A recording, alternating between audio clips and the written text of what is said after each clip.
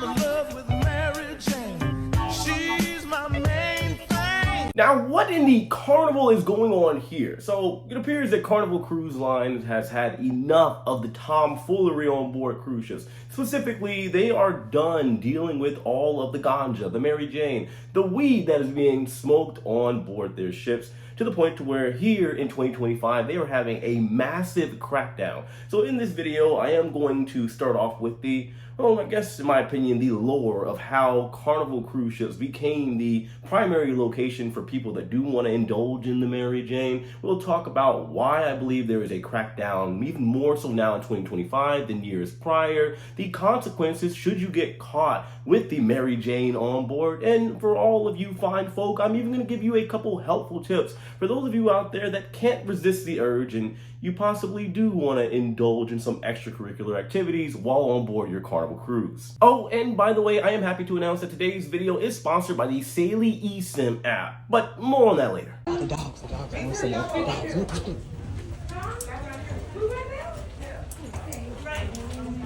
Wait. Trying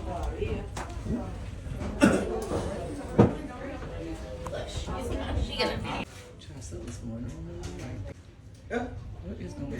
Who's cute, baby? The dogs. So diving into the lore of all of this, along with, of course, the history with Carnival Cruise Line in general when it comes to smoking on board cruise ships, whether it be cigarettes, cigars, or, of course, the infamous Mary Jane, naturally, it is somewhat, and I think everybody would agree, overwhelmingly frowned upon. However, there are many people that make the argument that since they are on a cruise, they get maybe 1 or 2 times to do this a year if they are lucky. Most people aren't.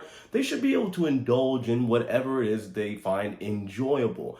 However, over the past, I want to say, honestly, a couple decades or so, smoking has been, well, let's say, frowned upon to the point to where cruise lines have tried to ban it altogether. For example, there is a cruise ship here in my city in Tampa, Florida, the Carnival Paradise, that was set to initially be the first non-smoking cruise ship. However, they quickly realized in the coming months that that plan and idea, as I want to say, nice as they thought it might be, backfired because a lot of people chose not to sail on that ship because they couldn't smoke in the casinos and they couldn't enjoy their vacation experience exactly how they wanted. And part of me does understand that, of course. Now, in terms of the entire cruise industry as a whole, involving the legacy lines like your Carnival, of course, your Royal Caribbean, your NCL, the cruise lines that have been around the United States for the past 30, 40, 50 years, many would argue that Carnival Cruise Line has been, I want to say, the most adaptable and comfortable for people that smoke primarily cigarettes, of course. They don't really have cigar lounge like you would see with other lines, but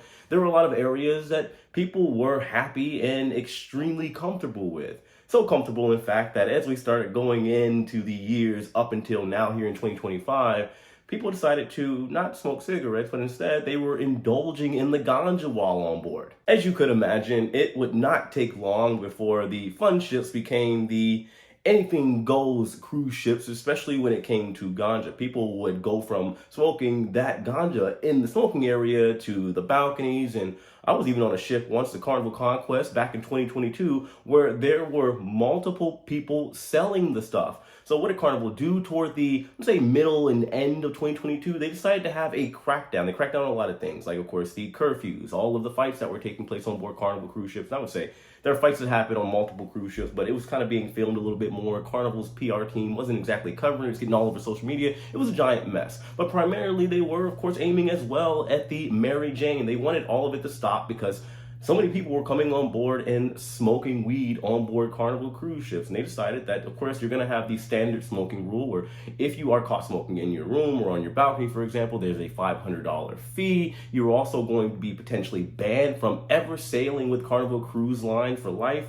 And primarily, what's important to pay attention to is that depending on the severity of your infraction, you could potentially be kicked off of the Carnival cruise ship during the middle of your cruise, and now you're banned to the shadow realm in some far off country. And now you may not even have cell phone service or data to call your loved ones or make arrangements to get on home. However, thankfully today we do have our sponsor, the Saily eSIM app. So Saily is an eSIM or digital SIM card that allows you to have amazing and affordable internet and data for devices like your smartphone to over 150 countries whenever you travel. Naturally, Naturally, here in 2025, while we are indulging in our margaritas on vacation, or perhaps even an excursion, there is the temptation to post our fun times on social media, or even directly to our friends, family, and loved ones to make them a little jealous. And we all do it from time to time, let's be honest. And thankfully with the Saily app, this is extremely easy and convenient to do. All you have to do is download the Saily app on your smartphone or electronic device, select the country you want internet for, how much data you want to use, and press activate.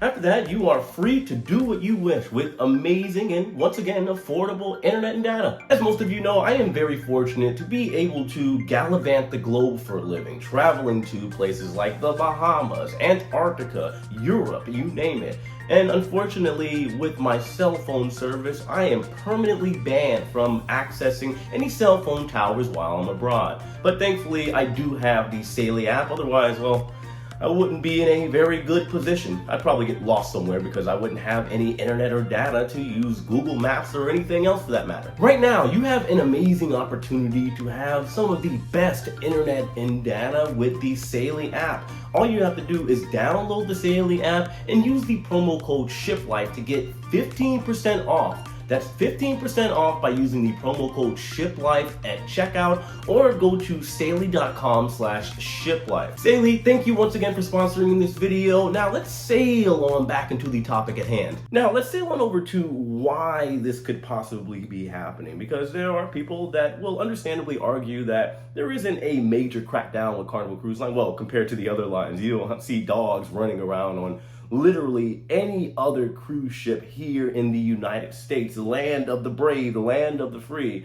So yes, there is an argument to make that maybe Carnival is not doing anything as far as an increase to crack down on what's going on. It's just more so people are recording it a lot more now. And I personally think that it is maybe a little bit of a combination of both, because it is interesting to see a dog on board the cruise ship, and they're even getting smarter now. They are waiting for the guests to go off and enjoy the port of call, whether it be Cozumel, Mexico, or Nassau, Bahamas, to then have the dogs kind of sniff around and see if they can find anything. And I would imagine it's probably going to be embarrassing and a little scary that you come back on board the cruise ship, and as soon as you tag your ID, you are now taken to the security office or wherever it is they're going to take you to question you and show you the drugs, or maybe they're going to go in the room and find it. It is going to be a giant mess. It's something you probably want to avoid. Nevertheless, this is definitely indeed happening. I have seen this on some older Carnival cruise ships, but more so prevalent on the newer Carnival cruise ships, because they want to, I guess, preserve the dignity and class of, let's say, the XL class, like your Carnival Mardi Gras, your Celebration, your Jubilee, and then they have, of course, more cruise ships coming up. So they do want to make sure, obviously, the Carnival brand is as fine and fit and beautiful and nice and pretty as possible. And the reason why, in my personal opinion, is because Carnival's got a lot of competition right now. Primarily, you guys haven't seen what MSC is doing. I would argue their ships are very nice, and they are growing on me little by little as they adjust to being in the United States. Keep in mind that MSC Cruise has only been in the United States operating since 2018. Meanwhile, the other lines have been here for quite a while. Nevertheless, when you look at their pricing, I have talked to a lot of people. You guys know I am a chatterbox. Sometimes I don't know how to shut up. So when I talk to people on board cruise ships, whether it be Carnival, Royal Caribbean, NCL, I get a little lay of the land. And a lot of people with MSC are former Carnival people, carnies, Carnival folk, and they seem to enjoy everything that's going on. And as you could imagine, with other lines like your Margaritaville at Sea, that is slowly but surely on the rise. They only got 2 ships right now, but they got a third one they just bought over from Carnival's Italian line, Costa, that they're bringing over. And as well, I believe, if I remember correctly, between now and 2030, they're trying to have 6 to 8 ships. And I would argue the experience, at least from their newer ship that's over here in Tampa, the Margaritaville at Sea Islander, it is overall, as far as an experience, comparable to Carnival Cruise Line, which means you're going to have more people starting to migrate and sail over to other lines like Margaritaville and MSC. My point being, with everything going on in the cruise industry, which is very exciting and extremely positive, by the way, as the cruise industry is absolutely exploding. We did see it before COVID and it died down a little bit for obvious reasons, and now we're seeing another build back up, a build back better. Probably shouldn't put those words together, but nevertheless, you get my point. The industry is growing in numbers and in popularity, so Carnival's gonna have a lot more competition with multiple cruise lines and more people coming into the fold that could potentially change sides. And maybe they don't want to be a very important fun person anymore. Instead, they want to be a pairhead or a what would you call MSC? I don't know, the mafia member? Don't tell MSC I said that. By the way, we do have to look at both sides of the coin here in this conundrum because, believe it or not, at least from what I've seen in the comments, people are arguing, and I do somewhat agree, not agree, but also agree that there is a con here due to the fact that Carnival has allowed this smoking of Mary Jane to take place on board Carnival cruise ships for so long. You could argue that a good percentage or chunk of the passengers, aka the revenue, the money that is coming in from the passengers being on board, are from people that know they can indulge in this type of activity on board Carnival cruise ships. Is it a good thing? No. Is it Carnival's fault? No, but they could have been a lot more proactive. And I said this on multiple occasions. 5 years ago, 10 years ago, because what happens is a snowball effect. You got Cletus that comes in and smokes some Mary Jane on board. Then he tells his friend Billy Bob that this is the cruise line that allows it. And then he tells his friend Tyrone that this is the cruise line that allows it. And just like that, you have a string of people, a legacy now being built of Carnival being the cruise line to go to if you want to indulge and smoke such activities. And now you have this giant mess and conundrum. Now, of course, naturally, that last little argument could, of course, go either way. It is kind of a coin flip. It's up in the air, but let me know your thoughts on that in the comment section below. Finally, this last little segment is going to be between you and I, so I'm going to give you some helpful tips as far as things that I've seen when it comes to people bringing this sort of contraband on board cruise ships. I do want to make it very, very clear, however, I would personally advise against it. Most of you know, in normal circumstances, I'm taking anywhere between 20 to possibly even 25 cruises a year with most cruise lines, at least the popular ones out there, and some that I find interesting.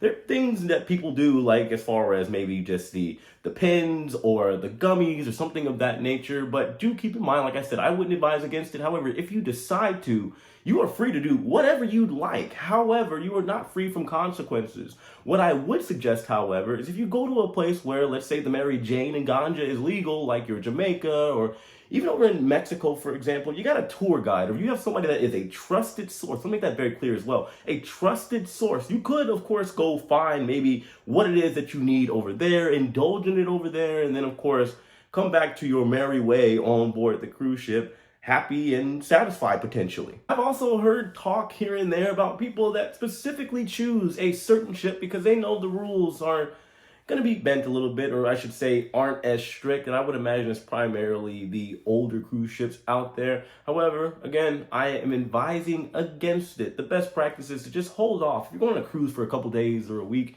you could chill out for that point in time. You've got the drink package, you've got all of these fun and amazing people around you. That could be your high, and just like that, you can wait until you get home. But this is what I have, of course, for today's video. Of course, let me know your thoughts in the comment section below. Hit that like button on your way out, subscribe if you have not already, and of course, as usual, know I love and appreciate every single one of you. I'll see you later. Take it easy.